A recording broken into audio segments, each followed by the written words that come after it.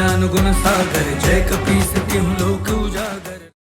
जब हनुमान द्रोणगिरी पर्वत पर संजीवनी लेने जाते हैं, तब रावण द्वारा भेजा गया काल नेमी हनुमान से कहता है उन्हें सरोवर में जाकर स्नान करना होगा। और जैसे ही वो स्नान करने सरोवर में उतरते हैं, एक मगरमच्छ उन पर आक्रमण कर देता है। हनुमान उस मगर का वध कर देते हैं। हनुमान काल नेमी को पराजित कर देते हैं और पूरा पर्वत ही हाथ में उठा श्री राम की रक्षा हेतु निकल पड़ते हैं। सुनिए, त्रेता युग की बात है।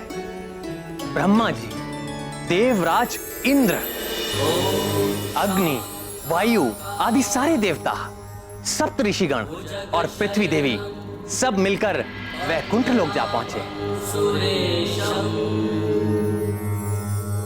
विश्वाधारम गगन सदृशम मेघवर्ण शुभांगम लक्ष्मीकांतं कमलनयनं योगिभिर्ध्यानगम्यं वन्दे विष्णुं भवभयहरं सर्वलोकैकनाथम्। हे देवताओं के स्वामी, शरणागतों के रक्षक, आपकी जय हो। हे कृपालु, आपकी लीला अद्भुत है। उसका भेद कोई नहीं जानता है, कोई भी उसको जानने का अभिमान नहीं कर सकता है, और उसे वही जान सकता है जिस पर आपकी कृपा। हम पर कृपा करें प्रभु। पापों का नाश करने वाले नारायण, हमारी सुध लें प्रभु। देवी पृथ्वी एवं समस्त देवता अपने मन, वचन और कर्म से चतुराई छोड़कर आपकी शरण में आए हैं। हे अविनाशी, हमें दर्शन देकर हमारा उपकार करें प्रभु।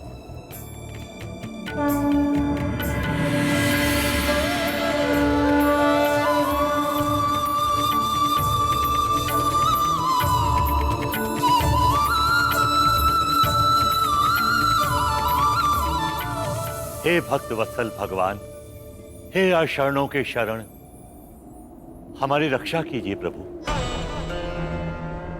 हे श्रीपति, आप ही मेरे पालक हैं, आप ही मेरे रक्षक हैं नाथ। आप ही के आदेश पर मैं इस मृत्यु लोक के समस्त जीवों को आश्रय देती हूँ, उनका भार उठाती हूँ। सब कुछ सहन करते हुए मैं उनका लालन पालन करती हूँ, किंतु ये राक्षस राज रावण मुझे ऐसी पीड़ा दे रहा है जो मेरे लिए असहनीय हो गई है। अपने बल के मद में चूर होकर रावण चारों ओर आतंक फैला रहा है। जिसे भी वो थोड़ा बलवान समझता है, उसे ये उन्मादी रावण युद्धम देही कहकर युद्ध के लिए ललकारता रहता है, और जो निर्बल और शांति प्रिय जीव है, उसे भी बिना कारण सताता रहता है। रावण और उसके राक्षस ऋषियों को यज्ञ नहीं करने देते, मुनियों को तपस्या नहीं करने देते, और अपने मनोरंजन के लिए निर्दोष जीवों की हत्याएं करता है। पूरी पृथ्वी पर रावण ने स्त्रियों के अपहरण और अत्याचार का अभियान चला रखा है। कोई भी स्त्री कहीं भी सुरक्षित नहीं। हे विशंभर, उसका ये अत्याचार देख मुझ माँ का हृदय फटा जाता है। मुझसे अब और सहन नहीं होता प्रभु, मुझे इस राक्षस से मुक्ति दिलाइए। हे विष्णुदेव, हम देवताओं को भी यह रावण निरंतर प्रताड़ित कर रहा है। हम देवता प्रकृति के नियमों की रक्षा करते हैं। हमारे कारण कोई भी तत्व अपनी मर्यादा भंग नहीं करता, किंतु रावण हमें भी सनातन नियम तोड़ने के लिए विवश करता है, और उसके भय के आगे हम सब कुछ नहीं कर पाते।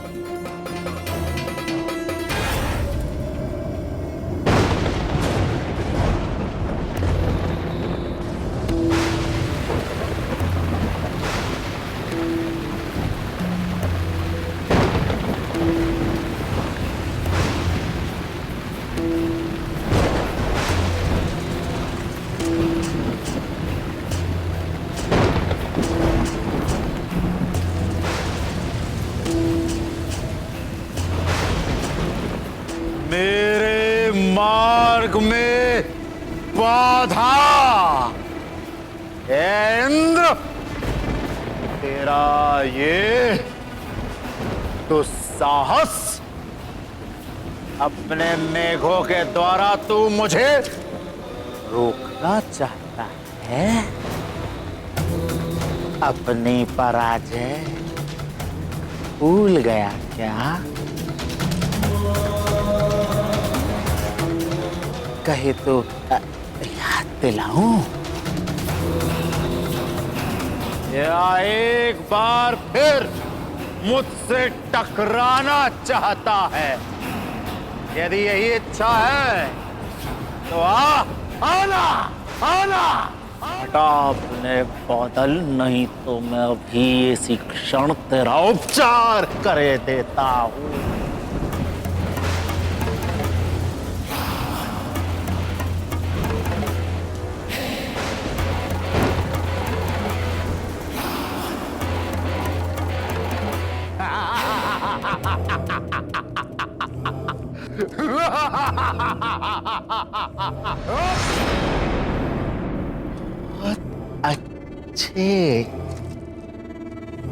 बहुत अच्छे शचीपति इंद्र, तुमने शीघ्र ही समझ लिया कि मेरी मित्रता में ही तेरा हित है।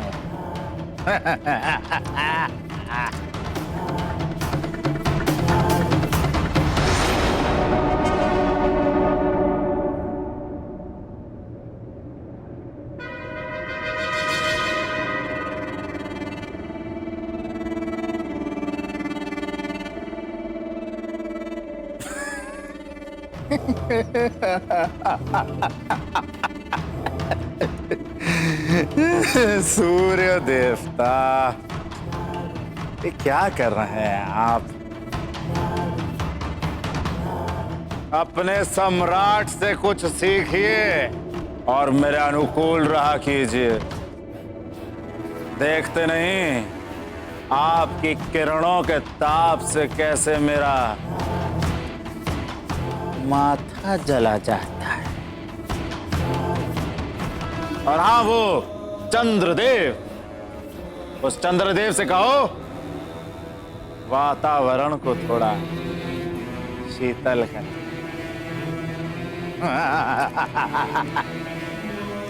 जाओ।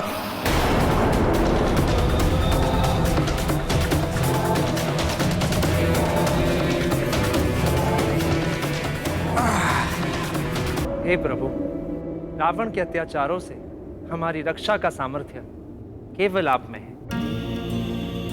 आप समस्त जीवों की अंतरात्मा हैं और हम सब में जो कुछ भी शक्ति है वो आपसे ही है। हम आपकी शरण में हैं। हे अक्षर, शीघ्र ही हमारा उद्धार कीजिए श्रीपति, नहीं तो यह सारी व्यवस्था नष्ट हो जाएगी। जगत पिता ब्रह्मा का वरदान पाकर ये रावण मनमाना हो गया है। इस समय ब्रह्मांड में उसे अनुशासित करने की शक्ति किसी के पास नहीं है। हे प्रभु, क्या उस आतताई से हमें कभी मुक्ति नहीं मिल पाएगी? आप निराश न हो ब्राह्मण। मेरी प्रतिज्ञा है कि जब जब गौ माता, विप्रजन, संत समुदाय और देवताओं पर विपत्ति आएगी, जब जब अविश्वास, अनाचार और अधर्म की वृद्धि होगी और धर्म की हानि होगी, जब जब भक्त मेरा उपहास करेंगे, मेरी भक्ति को अंधविश्वास समझेंगे, और तब मैं सज्जनों की रक्षा के लिए और दुर्जनों के विनाश के लिए यज्ञ की वैदिक मर्यादा और धर्म की स्थापना के लिए मैं अवतार लूंगा। मेरी ये प्रतिज्ञा अटल है। भक्तों की रक्षा के लिए मैं अवश्य अवतार लूंगा। भगवान विष्णु की जय भगवान विष्णु की जय भगवान विष्णु की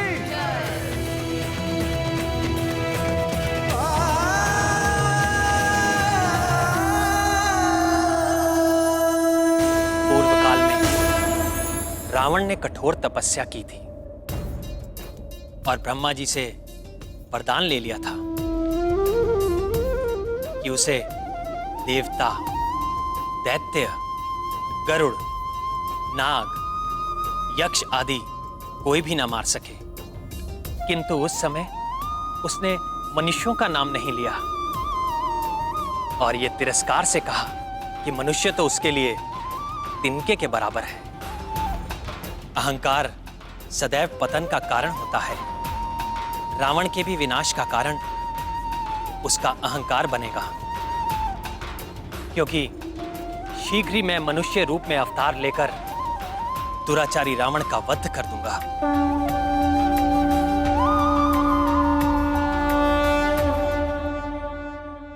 हे पुरुषोत्तम, हमें क्या करना होगा?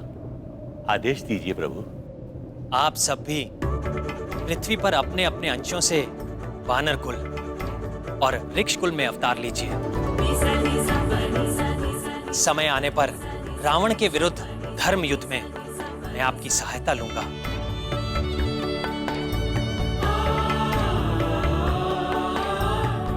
आप समस्त जगत के पालक हैं।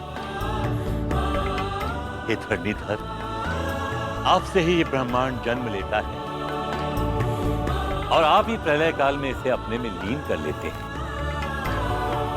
हे प्रभु, रावण के विनाश के लिए आपका एक कटाक्ष ही पर्याप्त है। फिर भी आप हमारी सहायता चाहते हैं। हे प्रभु, हमें आशीर्वाद दीजिए कि हम आपकी लीला से मोहित होकर अहंकारी न हो जाएं। आपकी दीदी देवी रुक्मणी प्रेम में समर्पण तो करती हैं, किंतु प्रदर्शन नहीं। फिर भी मेरे प्रति उनका गहन प्रेम वो कुछ अवसरों पर उजागर हो ही जाता है। क्या बात है प्रिय, कुछ कहना चाहती हैं? कुछ भी तो नहीं नाथ। ये नरा अवतार मैं धर्म की स्थापना के लिए ले रहा हूं प्रिय, किंतु कोई भी धर्म कार्य धर्म पत्नी के बिना पूरा नहीं हो सकता। आप मेरी सहचरी हैं, आपको ही ये दायित्व निभाना होगा। इस अवतार में मैं अनाचारी राक्षसों का वध तो करूंगा ही, किंतु ये अवतार लेने का मेरा उद्देश्य अपने जीवन चरित्र के माध्यम से सदाचार का आदर्श प्रस्तुत करना है। मनुष्यों की शिक्षा और प्रेरणा के लिए मैं सत्य और धर्म के दो पैरों पर चलूंगा और जीवन की मर्यादाओं पर अडिग रहूंगा। मेरा ये अवतार मर्यादा पुरुषोत्तम के नाम से प्रसिद्ध होगा।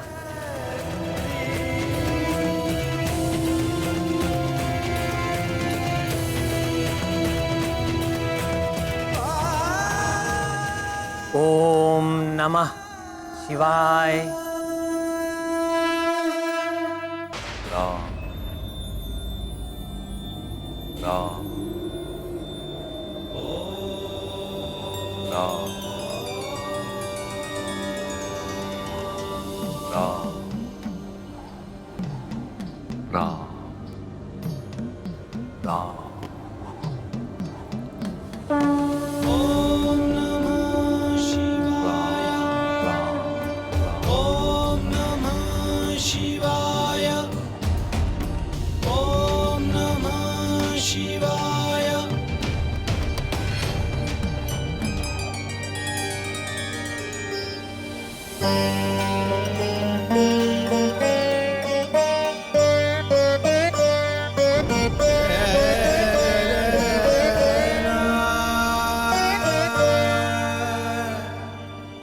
किसका जाप कर रहे हैं महादेव?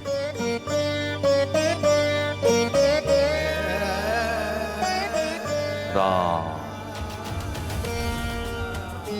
मेरे राम। राम? कैसी शीतलता है इस नाम में। अनादिकाल से ही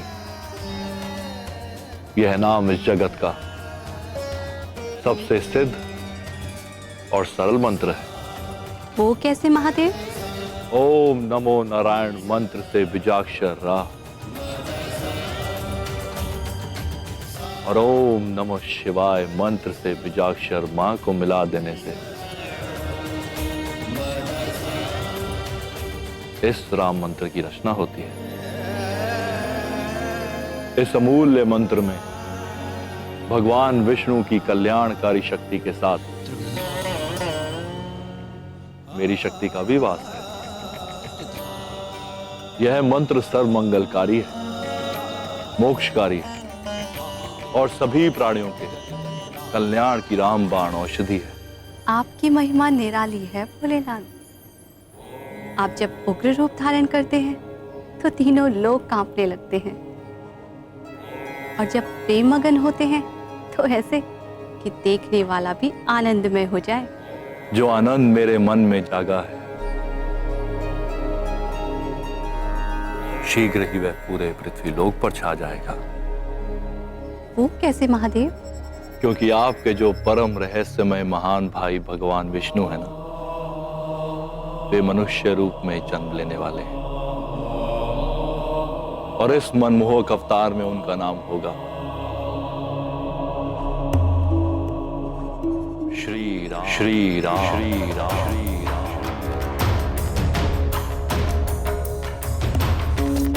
वे मेरे भाई अवश्य है नंदीश्वर, परंतु आपके प्रेम और समर्पण के समक्ष मेरा प्रेम तो कहीं ठहरता ही नहीं। ऋषियों ने भी सत्य कहा है, शिवाय विष्णु रूपाय शिव रूपाय विष्णवे शिवस्य हृदयम विष्णु विष्णुश्च हृदयम शिव। अर्थात शिव विष्णु का रूप है और विष्णु शिव का रूप है। शिव विष्णु के हृदय में वास करते हैं और विष्णु शिव के हृदय में। परंतु महादेव, श्री नारायण को अवतार लेने की क्या आवश्यकता है? वे जब चाहे तब अपने चक्र से रावण के 10 सिर काट सकते हैं। निश्चित ही काट सकते हैं शैलपुत्री, किंतु श्री हरि ब्रह्मा जी के वरदान की अवहेलना नहीं करेंगे। किंतु ब्रह्मा जी, भगवान विष्णु और मैं, तीन अलग अस्तित्व अवश्य हैं, किंतु मूल में हम तीनों एक ही हैं। भवानी, इस रावण ने 10 सहस्त्र वर्षों तक बड़ी कठिन तपस्या करके इतने शुभ कर्मों का संचय कर लिया कि ब्रह्मा जी को बाध्य होकर उसे मनचाहा वरदान देना ही पड़ा, और तब से वह अजय होकर अत्याचारी हो गया। इसलिए जब तक उस पापी के पूर्व पुण्य का क्षय नहीं हो जाता, उसका वध नहीं किया जा सकता। अब उसका काल निकट आता जा रहा है और शीघ्र ही भगवान विष्णु श्री राम का अवतार लेके उसका अंत कर डालेंगे और उनके इस कार्य में मैं उनकी सहायता करूंगा। आप महेश्वर? हाँ भवानी। भगवान विष्णु के इस राम अवतार के साथ साथ मेरा अंश इस वानर कुल में उत्तम वानर हनुमान बनकर जन्म लेगा और अपनी भक्ति और समर्पण से प्रभु को प्रसन्न करेगा और राम नाम की सिद्धि को प्रसिद्ध करेगा।